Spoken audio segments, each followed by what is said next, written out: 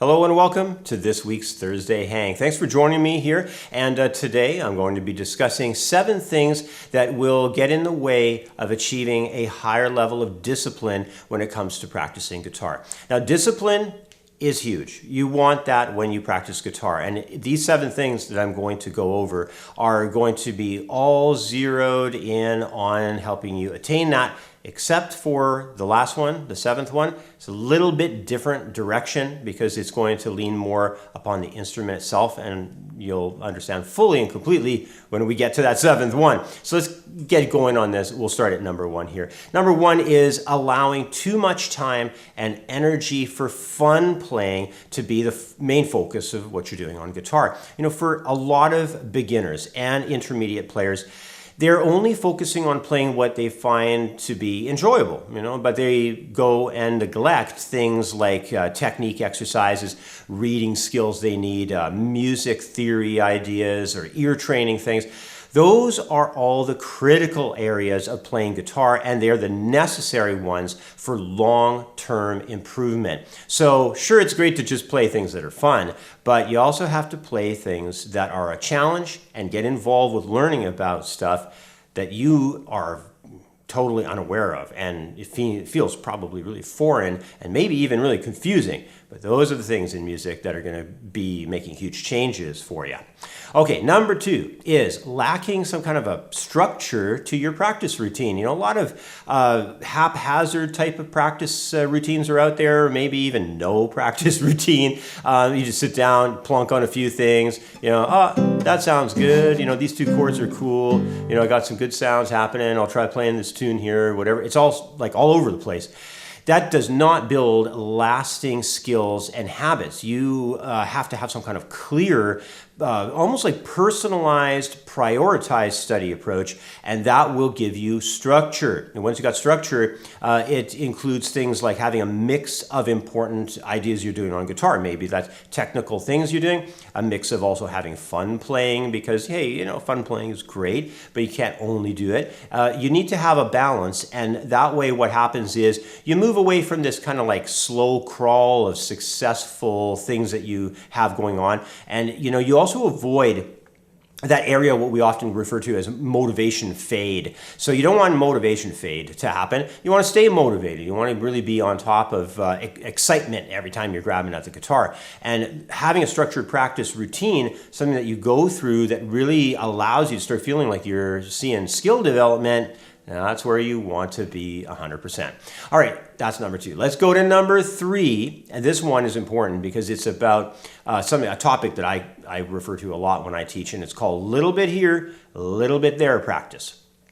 You're probably wondering, okay, what does that mean exactly? So many guitar students begin, I would have to say, with high enthusiasm levels. They're really into it and they want to give her. But then they kind of hit these different kinds of plateaus where it just gets to the point where you can do all the basic stuff. You can play those basic chords, they're all right, but you got a problem because something new comes up and it's maybe like a bar chord or something and you just can't do it very well. It's just terrible for you. You go to play it.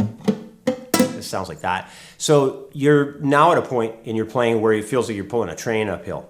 And this plateau thing that you hit, it often happens because of a lack of a structured routine that is generating you a consistent, and I guess you could even say like small equal steps of successful movements through your ongoing progress. So that little bit here, little bit there thing, it just doesn't cut it. Like if you practice on Monday, but then you skip Tuesday, and you come back Wednesday, and now it's like you haven't forgotten much, but then you try to come in on Thursday for a bit and it just doesn't really occur very well, and then you skip Friday and you skip Saturday because it's the weekend, and you come back on Sunday and there's kind of a puttering thing going on, and then you say, Monday, I'm going to get back at it again, and then maybe Monday's a good day, but then you skip Tuesday, Wednesday, Thursday. You know what I mean? Like, it's so haphazard that little bit here, little bit there practice thing, it just doesn't cut it for you. Your enthusiasm starts going down because you start feeling like, I didn't do it yesterday, and I'm not going to be able to do any practice today. And You're just not making it a priority. That's all. It's like health. It's like exercise. You know, if you decide you're going to start jogging and you're going to go for runs and you're going to get healthier, and if you don't stick with some kind of routine and a consistency to it, it just, your health doesn't improve, unfortunately. And the same thing is going to happen with guitar playing. So you cannot get stuck in that little bit here, little bit there practice thing. It just doesn't work. All right, let's go to the next one, number 4. Now, number 4 is the trap of chasing after what I call instant gratification. Now, you're probably wondering, well, that could mean a lot of things, right? But guitar can feel difficult at times, and sometimes it feels completely unrewarding, especially in those early stages where you're trying to get that discipline down. And some guitar players, when they're starting out, they just don't have the patience for all of the initial stuck feelings that you're going to get. And sometimes people don't even expect that they're going to have those kind of things going on. And it just instantly doesn't feel so good when they get into those stuck feelings. And it leads to discouragement and frustration and everything. So, you know, you can't chase after instant gratification. You know, you might be able to play a part of a scale, and it might be not so bad, and then you might try to include other techniques like trills or bends or something, whatever it might be, and it might just not come together very well, and you need more and more work on it. And you're playing, but you're not hearing what you want to have heard in your mind. And as guitar playing is just not an instant gratification thing. Some things come together quickly, and some things do happen easily, but it's a slow percentage that you're moving through that actually does that. It's a small percentage, really, that it happens like that. So anyway, don't chase after instant gratification. Have a plan, work with a plan, and that leads us to number 5, which is having study methods that you're playing with and you're working with that simply do not work. You've got to pay attention. You have to be disciplined on making sure, and this is especially true for beginners, that you know, you don't know what to practice, so you're trying to do it effectively. There's an uncertainty a lot of times that can happen with study methods, that you know, you're trying to do something and it's not addressing higher skill development. You know, players need a structured curriculum and especially professional guidance. I've had so many people come in over the years where they started out, they bought a guitar, they started trying to learn on their own, they started to use a few YouTube videos, and they just got stuck. It wasn't working. And they realized, I need a teacher. I need somebody I can sit down with face to face once a week and go through stuff for probably a couple years. And that will give me that structured curriculum, that structured way of moving through learning guitar that will actually finally do it. And guess what? That is what finally does it. Sometimes you only need like a year with an instructor. Sometimes you need 2. Some people get really dedicated to a teacher and they stick with them for like 3 years or something. But you need that dedication with a professional to really help you get moving along and get 100% with where you're going on your curriculum you're forming, and also with that guidance that you need to fix things that you probably don't even know you're doing wrong. So, you know, very important one there. All right. We're getting close to the end. Number 6 is all about being locked into the wrong practice approach. Now, some people think they need, and this is especially have to be true with your overall time frames that you're using to practice. This is like what I really mean with the practice approach when I say the wrong practice approach. So some people get thinking that they need to do 3 or 4 hours a day or something crazy to really get good. And that's usually the upper end, intermediate, and sort of the, you know, people that are just getting into that advanced level. They think they need to lock in hours. It is good if you could do that. I certainly did that when I went to music college. But while that's, you know, fine and everything, there's a trick behind it all. There's like a secret back, you know, end to all of this stuff. And what it is you as a student need to be practicing a lot of topics, but you need to do them through days incrementally in short time frames, and you need to follow that routine over and over and over. So let's say you're the type of person that, you know, you get into something, you're practicing scales, and you're just working on those scales, and you decide, I'm going to practice scales for 4 hours today. Or, I mean, maybe that's insane. 1 hour. Okay, you're going to practice scales for 1 hour. I doubt you'll be able to keep that up. The consistency probably won't work. So, practice scales instead for like 4 or 5 minutes and then move on. Go to something else. Practice that for 3 or 4 or 5 minutes. Then go to something else. And then same thing, 3 or 4 minutes, go to something else. 3 or 4 minutes, go to something else. Use a timer if you have to. Use an egg timer, use a watch timer, stopwatch, whatever you need to do. But doing that for an hour will, over let's say 3 or 4 or 5 weeks, will do tremendous things for your guitar playing. I guarantee it. So if you haven't done that, if you've never tried that, that is what we often call speed learning or accelerated learning. It was a big part of how we were setting up our practice schedules when I went to music college. And I'll tell you, man, it works. It is fantastic.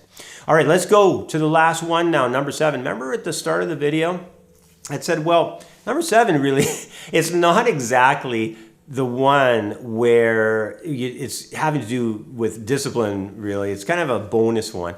And what it has to do with is getting a good guitar, a good instrument. So I'll tell you right now, if you go out to Facebook Marketplace and you buy some junky guitar for $30, it's not going to be as good for you, especially if you're a beginner, as if you went to, let's say, a music store, bought a brand new guitar for $300. I know it's a bigger investment. I know there's more money now involved in it, but that better instrument, especially if you're starting out as a beginner, it will make a difference. So if you're playing a cheap junk instrument, it's not going to sound as good. It's going to be more difficult to play. Probably action won't be very good. The notes won't be very clear. You'll have like buzzy, crappy tones in some places of the neck because maybe the guitar's setup isn't great. So my recommendation is one of two things. Either just go to a music store, buy a brand new instrument for like $200 to $300 and get the store to set it up and make sure it's running and operating 100%. Or take somebody who's an experienced, almost pro level guitar player. If you're gonna buy something used and spend like, $125 or $150 or something, take a pro with you so they can check that instrument out and let you know 100% that it's gonna be good. And you have a junky guitar, some like real piece of garbage that you're playing. It's not going to be easy to play. It's going to be more difficult to play. I recommend buying and playing as good of a guitar that you could possibly get. And it will make a huge difference to you as a student starting out. And even if you're kind of like at that intermediate level or whatnot, I mean, like having good guitars makes a big difference in sound quality, ease of playability, and many, many other areas too. Okay, guys, so that is it. That's the Thursday hang for this week.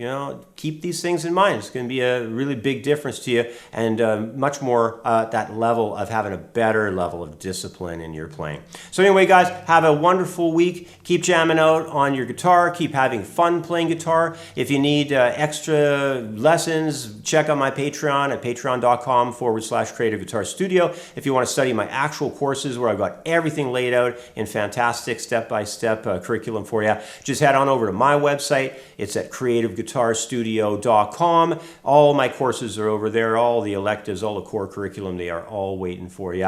One more thing too, if you just are kind of starting out and you need something to lead off of that's going to lay out a lot of foundation for you on the instrument, check out my donations page on my website. It's just creativeguitarstudio.com/donations. And over there you can donate as little as $5 and you can receive my Handouts Collection ebook. It's a fantastic ebook, 100 pages worth of all the rudimentary stuff that you need to form the best foundation possible so you can be the best guitar player you could possibly be. All right, guys, thanks a lot for joining me for this Thursday hang. I'll catch up with you next week for another edition of the Thursday hang. Until then, have fun, keep playing guitar, keep jamming out, and keep studying and working at being the best possible player that you can.